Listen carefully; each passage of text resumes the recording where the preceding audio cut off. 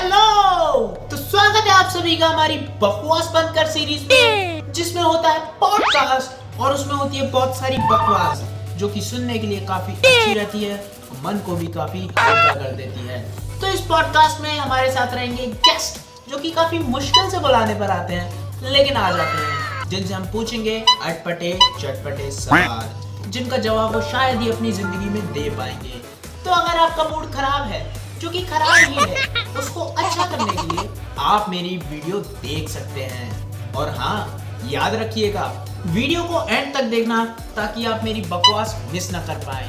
मेरे ख्याल से इतना काफी है, तो चलिए शुरू करते हैं। और भाई क्या हाल है? तो आज हमारे साथ जो प्राणी आए हुए हैं उनकी बात ही अलग है। उनके किस्से बहुत मशहूर हैं। उन्होंने अपनी खूबियां जो है इसे बांट दी हुई है लोगों में। हो सकता है आपके बगल में बैठा हुआ इंसान जो है इनको जानता होगा और इनकी पर्सनैलिटी से जो है प्रभावित हुआ होगा। तो चलिए विस्तार में जानते हैं कि इन्होंने ये कला जो है हासिल कैसे की। तो आलसी जी, कैसे हैं आप? मिस्टर आलसी जी, मिस्टर आलसी जी, अबे ओ उठ। तो आलसी जी कैसे हैं आप? आलस में हैं, सो रहे थे, तुमने जगा दिया। ओ बढ़िया बढ़िया बढ़िया। तो कितने समय तक रह लेते हैं इस अवस्था में आप?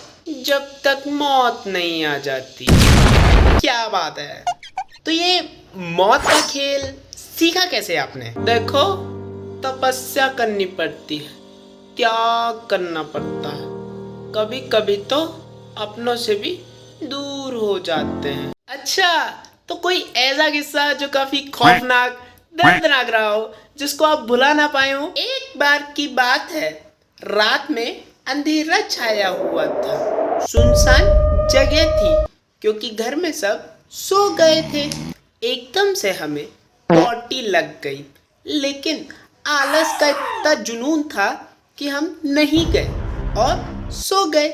तो जो रात को हुआ वो तो पता नहीं लगा, लेकिन जो सुबह घर वालों ने मारा है वो काफी ज्यादा खौफनाक था। अक्सर हम इन चीजों के बारे में बात नहीं करते हैं क्योंकि हमारे घाव ताजा हो जाते हैं। उसके अगले दिन की ही बात है, हमारे घर वाले हमें अकेला छोड़ गए। ठीक है। तो फिर जब वो आए तो हमने उन्हें अकेला छोड़ दिया क्योंकि आलस का इतना ज्यादा जुनून था, हम वापस सो गए। तो अगले दिन जो पिटाई हुई वो काफी ज्यादा दर्दनाक थी। काफी इंटरेस्टिंग थी कहानी। तो आलसी जी, आप मुझे ये बताइए कि अगर मेरे को ये आलस वाली कला जो है अगर सीखनी होगी तो उसके लिए मेरे को क्या क्या करना पड़ेगा? जी जी बिल्कुल, चाहे तो आप इसके नोट्स बना सकते हैं। आलस का एक रूल है, जो काम कर दिया उसको दोहराया नहीं जाता है। सबसे पहले आपको सोने की प्रैक्टिस करनी होगी। जितना ज्यादा सो सकते हैं उतना ज्यादा सोइए। सोने से क्या होता है, आलस की शक्तियां बढ़ जाती हैं। आपको ताने सुनने की आदत बहुत ज्यादा डालनी पड़ेगी। बिल्कुल ढीठ इंसान बन जाना है। अपने शरीर को ऐसा ट्रेन कर देना है कि अगर एक बाल्टी उठा ली दिन में तो बिल्कुल थकान महसूस करने लगे।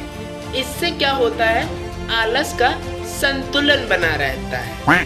कभी कभार इमरजेंसी सिचुएशंस भी आ जाती है जिसमें आपको सोचना पड़ सकता है, जैसे कि आपके मम्मी पापा दीदी या भैया ने पानी मंगाया, अगर आप नहीं लाए तो कहीं आपके आलस की शक्तियों को नुकसान तो नहीं है।